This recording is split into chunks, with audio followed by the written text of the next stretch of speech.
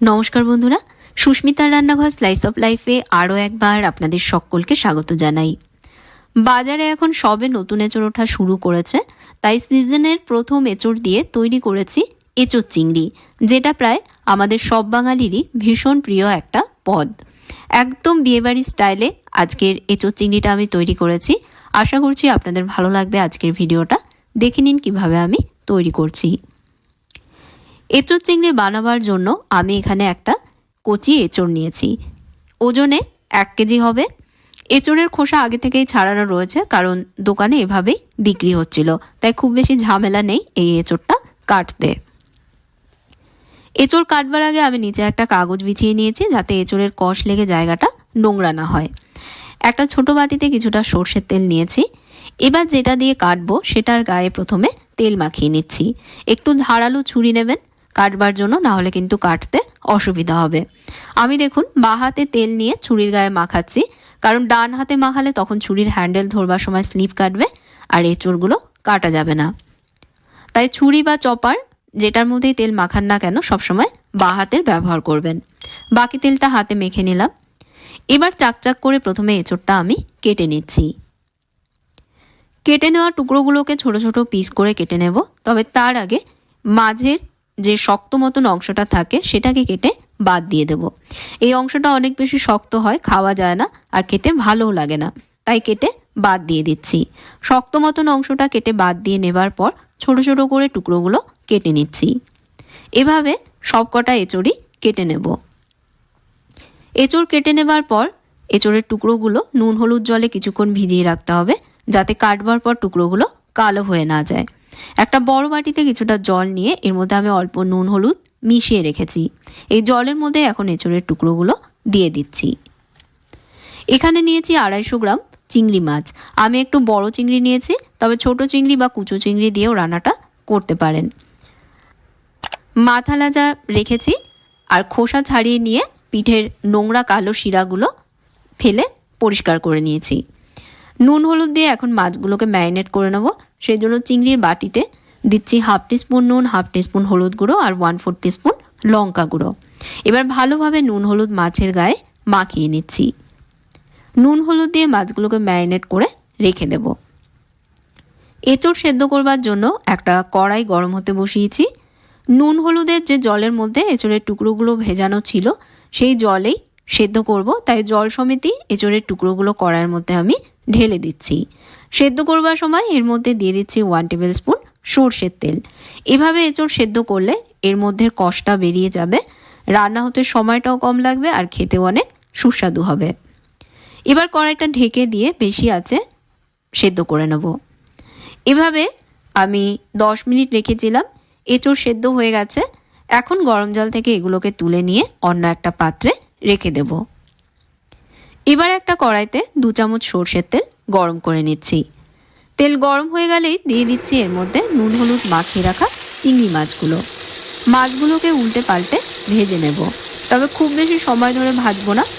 মাছের গায়ে হালকা একটু রং না ধরা অবধি ভাজবো, কারণ খুব বেশি ভাজলে মাছগুলো শক্ত রাবারের মতন হয়ে যাবে। মাছে যে জুসি ভাবটা থাকে সেটা আর থাকবে না।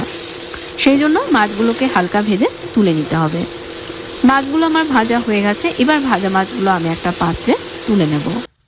চিংড়ি মাছগুলো কড়াই থেকে তুলে নেবার পর কড়াইতে দিয়ে দিচ্ছি পর্যাপ্ত পরিমাণ সর্ষের তেল। তেলের কাঁচা গন্ধ চলে গেলে এর মধ্যে দিয়ে দিচ্ছি ডুমো ডুমো করে কেটে নেওয়া 4টে ছোট আলু। আলুর মধ্যে অল্প নুন হলুদ দিয়ে এবার আলুগুলোকে সোনালি রং করে ভেজে নেব। 1/2 টিস্পুন নুন, 1/4 টিস্পুন হলুদ গুঁড়ো আলুর মধ্যে দিয়ে আলুর সাথে মিশিয়ে নিচ্ছি। বেশি আছে কড়াইটা ঢেকে দিচ্ছি, যাতে তাড়াতাড়ি ভাজা হয়ে যায়। আলুগুলো আমার ভাজা হয়ে গেছে। দেখুন আলুতে সোনালি রং চলে এসেছে। এবার ভাজা আলুগুলোকে কড়াই থেকে তুলে নিচ্ছি। এবার এই তেলের মধ্যেই দিয়ে দেব সেদ্ধ করে রাখা এঁচড়ের টুকরোগুলো। এঁচড়ের টুকরোগুলোও ভেজে নেব। টুকরোগুলোর গায়ে হালকা হালকা বাদামি রং না ধরা অবধি ভাজবো।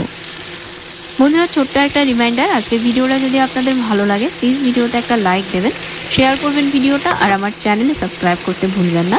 চ্যানেলে নতুন রেসিপি আসলেই যাতে জানতে পারেন সেই জন্য সঙ্গে থাকা বেল আইকনে প্রেস করবেন, আর যদি ফেসবুক পেজে দেখেন পেজে ফলো করে নেবেন। কড়াই ঢাকা চাপা দিয়ে 5-7 মিনিট ভেজেছি। টুকরোগুলোর গায়ে দেখুন হালকা হালকা বাদামি রং ধরেছে। এবার ভেজে নেওয়া এঁচোড়ের টুকরোগুলো কড়াই থেকে অন্য একটা পাত্রে তুলে নিচ্ছি। কড়াইতে আরও একটু তেল গরম করে নিচ্ছি। এর মধ্যে ফোড়নে দিচ্ছি 3টে তেজপাতা, একটা দারচিনি আর 3টে ছোট এলাচ। ফোড়নের সুন্দর ফ্লেভার তেলে মিশে গেলেই দিয়ে দিচ্ছি এর মধ্যে 3টে মাঝারি মাপের পেঁয়াজ কুচি। একদম পাতলা পাতলা স্লাইসে পেঁয়াজগুলোকে আমি কেটেছি। পেঁয়াজের মধ্যে অল্প নুন দিয়ে এবার এগুলোকে ভেজে নিচ্ছি। নুন দিয়ে ভাজলে পেঁয়াজ থেকে জল ছাড়বে, যে কারণে পেঁয়াজ নরম হয়ে তাড়াতাড়ি ভাজা হয়ে যাবে। পেঁয়াজ একটু মজে আসলেই এর মধ্যে দিয়ে দিচ্ছি 1 টিস্পুন চিনি। এতে পেঁয়াজের সুন্দর বাদামি রং আসবে আর রান্নাটা খেতেও অনেক ভালো লাগবে, কারণ এটা টেস্ট ব্যালেন্স করবে। পেঁয়াজে বাদামি রং চলে এসেছে, ঠিক এইভাবে করে পেঁয়াজ ভাজতে হবে। এবার এর মধ্যে দিয়ে দিচ্ছি 2 টিস্পুন আদা রসুন বাটা। আদা রসুন বাটা দেওয়ার পর 2 মিনিট ভাজবো, যাতে আদা রসুনের কাঁচা গন্ধটা চলে যায়। 2 মিনিট ভেজেছি, আদা রসুনের কাঁচা গন্ধ চলে গেছে। এখন দিয়ে দিচ্ছি এর মধ্যে টমেটো বাটা। 2টো মাঝারি মাপের টমেটো এখানে একসাথে আমি মিক্সিতে দিয়ে বেটে নিয়েছি। টমেটো দেওয়ার পর 2 মিনিট ভাজবো, যাতে টমেটোর কাঁচা গন্ধ চলে যায়। 2 মিনিট ভেজে নেওয়া হয়ে গেলেই দিয়ে দিচ্ছি এর মধ্যে স্বাদ মতো নুন। আমি এখনই নুনটা দিয়ে দিচ্ছি, অবশ্যই আপনারা নিজেদের স্বাদ অনুযায়ী দেবেন। 1/2 টিস্পুন দিলাম হলুদ গুঁড়ো, 2 টিস্পুন কাশ্মীরি লঙ্কা গুঁড়ো। এতে সুন্দর রং আসবে আর ঝালও অনেক কম হবে। আর 1 টিস্পুন দিয়ে দিলাম জিরে গুঁড়ো।